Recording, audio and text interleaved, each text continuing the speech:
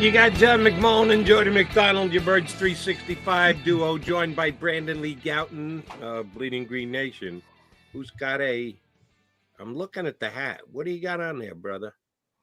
Is that old school? When does that? SB Nation, Bleeding Green Nation. Very cool. Yeah. Like that hat. Nice. Looking good. It's not Kelly Green, but that's okay. It's still very cool. Oh, yeah. The Eagles were wearing Kelly Green jerseys. I don't know if you guys heard that.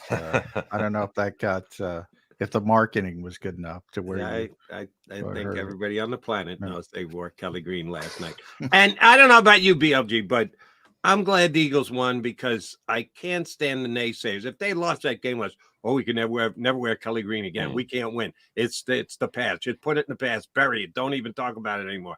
I love the Kelly Green, so I'm glad they won. Yeah, I mean, I've been a big time proponent of that. I think it's their best aesthetic, and I mean, it was a must win game. Not must win in terms of the season's over, but it was you needed to see how they would respond to that Jets loss, and they did exactly what they needed to do in that regard.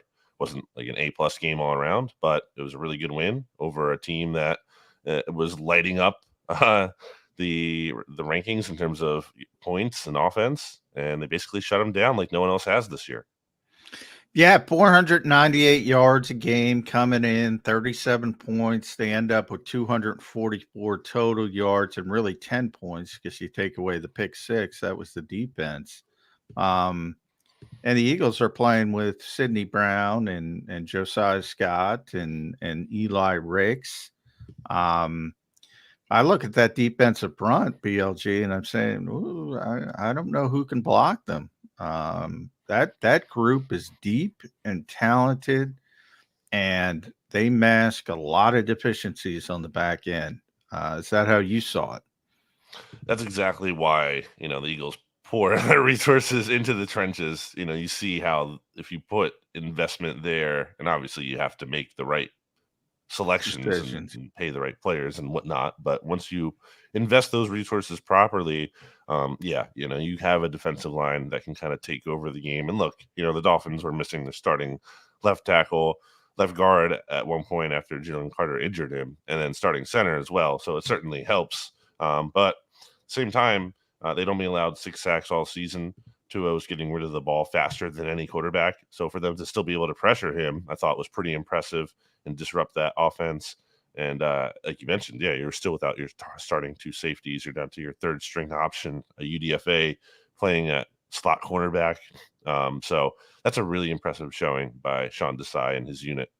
How big a hit does Mike McDaniel's Coach of the Year campaign take after a game last night? I still think he's going to be in the mix there, but I mean, it's a big one to be able to, again, it's impressive just how good this Dolphins offense has been this year. Not only are they entered this Week 7 game first in points and yards, they're first in everything, I think, basically. But even the margin from first to second is like the margin in points. It's like the same margin from second to 10th, and yards it was like second to 25th. Like they're just like way, way, way far out in front of everyone. So, he got out coached. So certainly, the Eagles are going to feel good about Sean Desai after that one. But I don't think it's like he was a fraud as much as the Eagles were just better. Yeah, I agree with that. I still think Mike is a really good schemer, and they do some tremendous things. And when they could block the Eagles, I mean, it was pretty bad down the field with Tyreek. But from the Eagles' perspective, that's a really difficult player to deal with. But I thought coming in, BLG, I was kind of shocked at how many Eagles fans. I heard the word terrified a lot. Maybe it's Halloween season. Maybe everybody wants to be scared. I thought this was a statement game for Miami, not the Eagles. We know the Eagles are good. It's just a matter of how good. Miami, they lost by 4 touchdowns to Buffalo. Now they get waxed pretty good by Philadelphia. I think they're a good team, but I don't think they're a great team. And I think the Eagles kind of put them in their place. And I think Nick, during the week, you can kind of sense like, hey, yeah, Mike's doing a good job, but what about the job I'm doing? He was kind of feeling himself at the press conference afterwards. Yeah, I think the Dolphins are, they're going to be in the mix. They're obviously, I think, going to make the playoffs and be in the mix for the Super Bowl. And they're the favorites or anything. So I think they're a good team. But again, I think, the Eagles just outplayed them. I think throughout last week, kind of a sense that, oh, the Eagles lost to the Jets. Well, they're going to get killed by the Dolphins. And I never really fully agreed with that, in part because I thought the Jets loss was uncharacteristic in some ways. I didn't think they were going to turn the ball over 4 times again. And even you looked at the line for this game. It started out as Eagles -2.5. I thought it might swing to the Dolphins side with people really, getting confident in them. It didn't. It actually swung back to the Eagles at -3, and that kind of told me there that okay, there isn't this true faith here in the Dolphins, and Vegas knows what they're doing. And if the Dolphins were just as good as everyone feared, then the Eagles would not have been the standard 3-point favorites. Yeah, that's why I'm not buying what John is saying he was hearing. Well, there was panic with the Dolphins. No, if there was panic that the Dolphins would have been the favorite in the game, they weren't. The Eagles were the favorite, stayed as the favorite, even jumped back up further as the favorite. So I think the foolish were paranoid about the Dolphins coming in here and just running all over the Eagles. The general public, I don't think, was. All right, let me give you both the question. And if you want to just accept Nick Sirianni's answer, please do. But if you want to give me a theory of your own, go with it. Eagles up by 7, 10 minutes to play in the game, 4th and a yard plus. Sirianni sends out the punt team, then calls a timeout, then sends back out the offense and goes tush push and gets it at the 26-yard line, his own 26-yard line. He changed his mind there. What do you think either his conversation was or his line of thinking was? And Eagles have to be grateful that it went that way. Are you want to take it first, John? BLG. He said after the game he wanted to see how close they were, basically, and where the spot was, and when he thought it was close enough. And he said he didn't want to waste the timeout, but felt he needed to get a better grip on where it was. I think the bigger part is, and he said it after the game, and I was right in it. I mean, they're basically, if you're a defense, he kind of framed it from the offensive perspective. You not only have to stop the Eagles on 3rd down, you got to stop them from being close on 3rd down because they're going to go for it and they're going to get it. Whereas Brandon Staley might go for it at the 26, but he's going to throw the football with Justin Herbert, and they might get it, they might not. The Eagles everybody else has 1st and 10. They have 1st and 9 because they're going for it. Early in the game. If they're at the 26, they'll probably punt it. But, if they're in plus territory, they're going for it from first quarter on. It's a huge advantage. But I did believe his take on it. Did you, BLG? Yeah, it seemed to me at the time there was kind of, it might have been like a long one. They kind of wanted to figure out just how far that was and, get the measurement there. Absolutely the right decision to go for it. I believe that, before the result of the play happened, I'm not just saying that in hindsight. I think, you have to be aggressive, especially when you do have this play under your belt. Take advantage of it. Don't punt the ball. So, yeah, I mean, I think Eagles. And that, by the way, the next set of downs, they also did it. So with the first 2 first downs were 4th and 1s, they converted. And they ended up going right down. I think it was 13 plays, and they took 6.5 minutes off the clock. Classic Eagles long drive.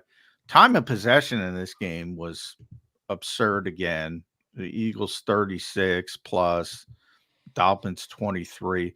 Dolphins only ran 49 plays, I think. And that was another key part. In addition to Sean Desai's defense stepping up, like the offense playing their part of ball control and keeping that Dolphins offense off the field. You certainly have to give him credit for that. And I mean, I think Eagles fans need to appreciate they have a coach who is aggressive and will do that because, I was looking at some other games on Sunday and, the Giants ultimately beat the Commanders, but Brian Dable was, out here kicking field goals and being super conservative. And, Ooh, I that think, was a tough game to watch, yeah, BLG. Oof, it was. oof. So, Eagles fans should not take for granted that they have a coach who's going to be aggressive and going to give his team an edge. BLG last night, Julio Jones joined the fray, joined the party. Why is he here? Why? I don't know. I'm still trying to figure that one out. 1 target, 1 catch, 1 good block on the Goddard screen pass, the bubble screen that went for a touchdown. Did his job. No problems, no issues, no questions. I'd say good signing, Howie Roseman. What say you? Was that Julio? I thought that was AJ. I wrote that was AJ. I got to screw that up. I thought that was AJ. Who made I think that block. Julio came back. He was, oh, by the way, could have been an illegal block like it was on the Jets last week because he was coming back down. He'd gone downfield and then came back to kind of make the block. So he may have actually gotten away with a penalty, but the Eagles had no penalties last I got a night. lot. Obviously I haven't watched the game. I've slept for three hours, but I thought it was AJ and Jordan on that tight end screen. Jordan out front. But I thought Julio had a nice comeback, gotten away. And a lot of times that's all you have to do as a wide receiver is getting away of the defensive back. You don't have to lay him out. Yeah. All in all, I think Julio did his job, and he's going to end up being a nice addition. Not a major needle mover, but a nice addition to the Eagles. How about you, BLG? Well, the size thing, like you just said, is relevant there when it comes to run blocking. I think Olamide Zaccheaus gives a good effort, but just having someone who's just way larger is a nice bonus. And, obviously Julio only joined the team on short notice last week. He signed on Tuesday. They didn't even officially practice on Wednesday, just had a walkthrough. So he's only had like 2 real practices with the team so far. So I'm sure they'll integrate him a bit more. I think he can potentially give you more than Quez Watkins, who's been disappointing and just unable to stay healthy, really, can give you potentially. So I think, we're going to see him worked in here. Fans really liked it. They gave him a big applause after that. Yeah. Oh, yeah. We got catch. Some Julio chants for the 3-yard reception. Yeah. Olamide played 41. Now, we knew Julio was going to be on the snap count. Mm-hmm. We got 15 to 25-ish, and he ended up at 16. So it was right there. Olamide played 41 snaps. Now, they had 72 offensive snaps, so a lot.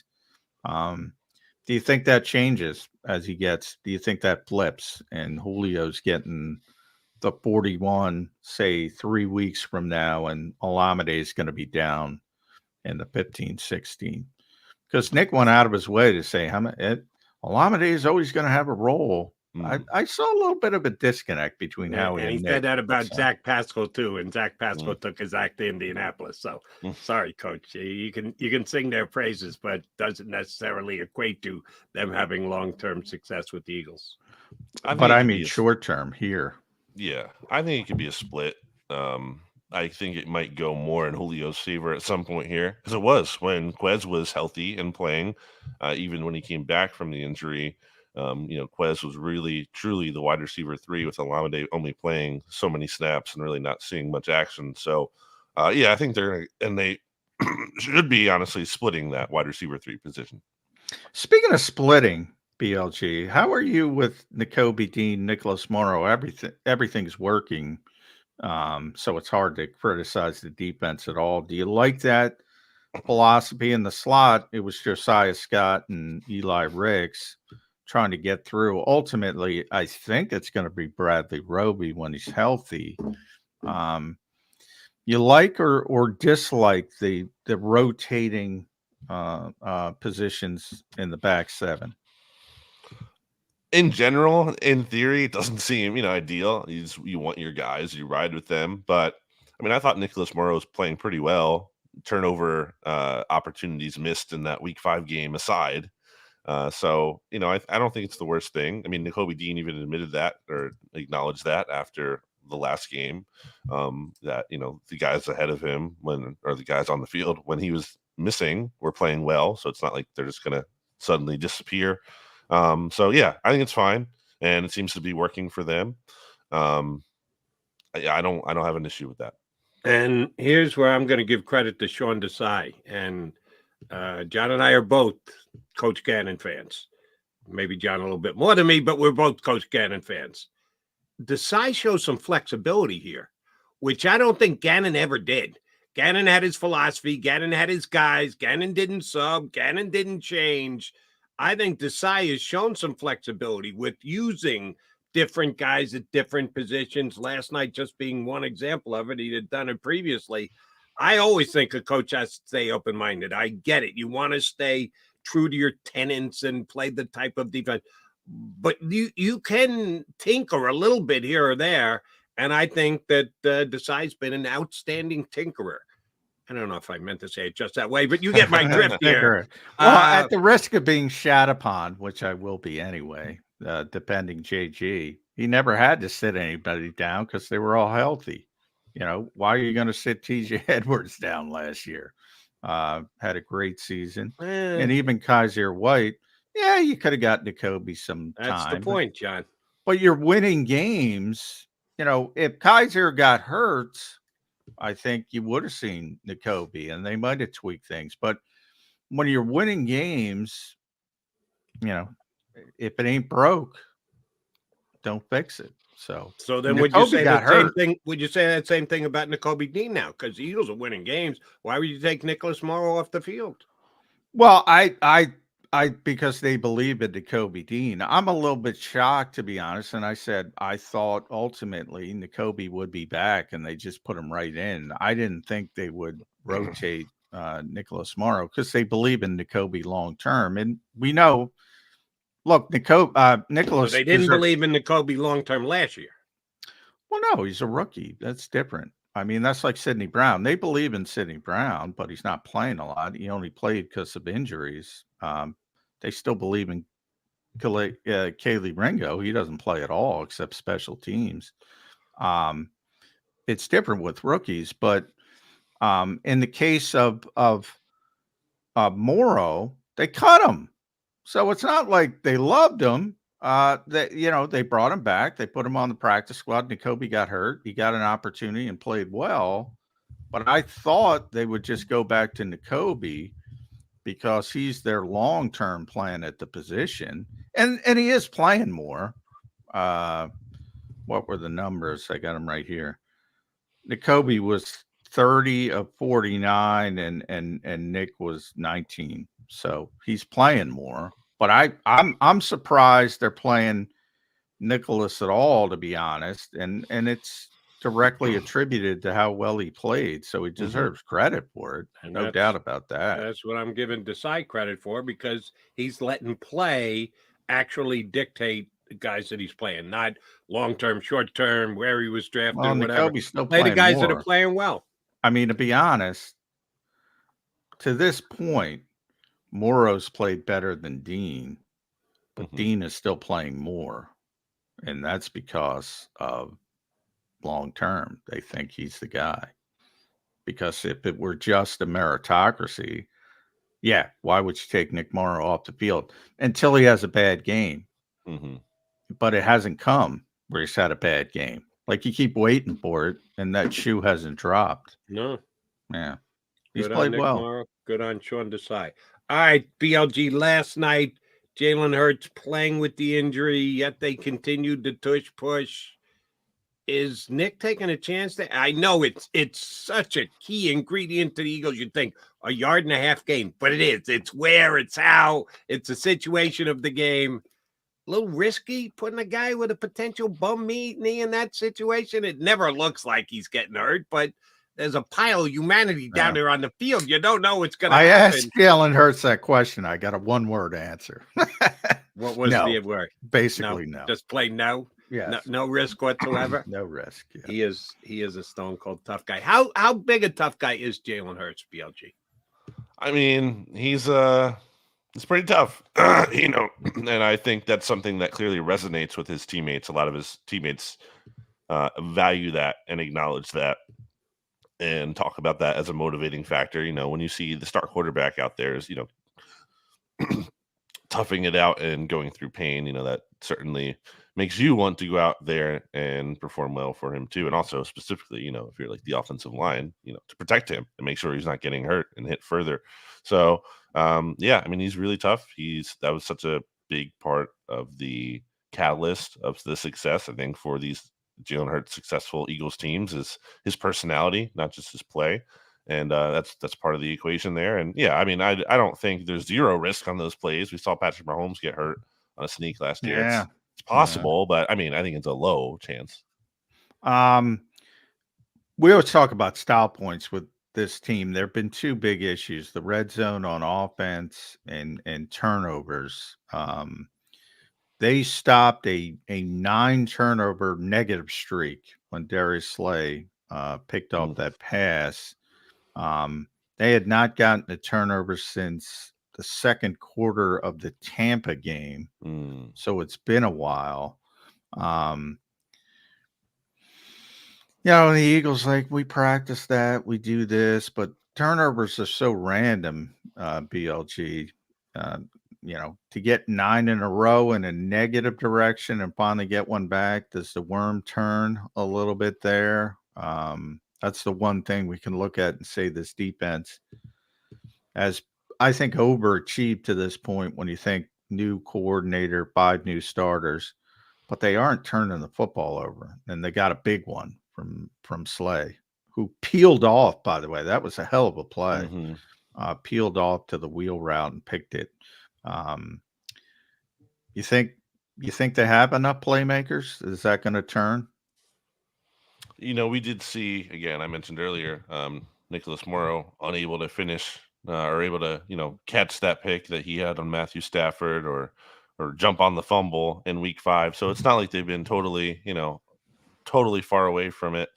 I do tend to think, especially with how they're pressuring the quarterback, where we might see some more forced fumbles here, some strip sacks. Yeah. They got go the Eagles' way, or maybe some more hit as or quarterback getting hit as he's throwing, and maybe creating some opportunities. Hasn't happened so far, and that's one of the biggest issues I think you could say from the Jets game, where the defense was otherwise outstanding. The fact that you have Zach Wilson, who averages a turnover a game, basically. You couldn't get one on him. Yeah, that was bad. That was bad. Disappointing. Yeah. But on the whole, I think some of that's just kind of luck of the draw, and the Eagles had a lot of luck in that regard last year, and that's always kind of going to stabilize year to year, and you're not going to just always dominate the turnover margin or takeaway margin like that. So really, what they have to focus on, I think, is eliminating the turnovers on their own, because that's an issue. And are you going to give Hurts a hard time for that pick last night? The guy comes unblocked. He tries to get the ball through. It gets tipped up in the air. It goes down as an interception. And, oh, by the way, Jalen had a couple of those last week that there were other contributing factors other than him just making a bad decision and throwing a bad ball. Certainly that pick 6 last night to me was just a good play by the defense. Yeah, I had a problem with the fumble, not the interception. Yeah. The fumble I had a problem with, because it seemed like Jalen felt pressure that wasn't there, and then he realized it wasn't there and was going to try to extend, and pretty poor ball security there. So I had no problem with the interception. That happens. Somebody tips the ball, goes right to the player. He said, I guess I'm not living well after the game.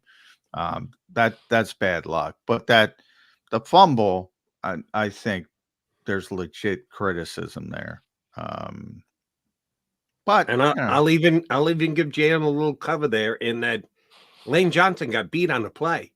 Lane Johnson never gets beat on a play. No. You don't expect Lane Johnson's man to be the guy who's going to strip the ball from you, because it never happens, and it did on that play. Yeah, boy, that's a hell of a streak come to an end. I think they're going to give him credit for that sack. They should. It was on Lane, but that was a hell of a streak. That's amazing, considering how many great pass rushers he's faced. BLG, that is one of the. It's not like a obvious stat to people like passing yards or receptions or running yards. That's one of the greatest runs I've ever seen. It really is. And in this era of the NFL, Nick Bosa, think about Nick Bosa, completely shuts him down. Amazing run. And it was Jalen Phillips who finally got him. Who's a very good pass rusher. Nice player. Yeah. And it's incredible that Lane was even out there for that game, really. Yeah. I mean, after looking like he could be potentially going on IR. But certainly you talked about Jalen Hurts being tough. Lane Johnson obviously very tough, and for him to even just be out there on Sunday night obviously made a big difference. Even if it's not, he's not a 100% version of himself, just to have him out there at all is it's a big deal. All right, BLG, let's look ahead to wrap this bad boy up here. And thank you, as always, for streaming in. Next 2 games, divisional games at Washington, and then the Cowboys come here. We sung the praises, rightfully so, the toughness of Jalen Hurts, the defensive line, dominance. 6-1, real good spot to be in. Only 2 other teams, only one other team as of now. 49ers win tonight. They'll get to 6-1 too. So they're in the conversation of the best team in the NFL, and they should be. What's your one concern for the next 2 weeks, other than divisional games or more competitive and a little funky or whatever? What is the thing the Eagles need to be working on in those highly competitive practices or walkthroughs they have? Love competitive walkthroughs.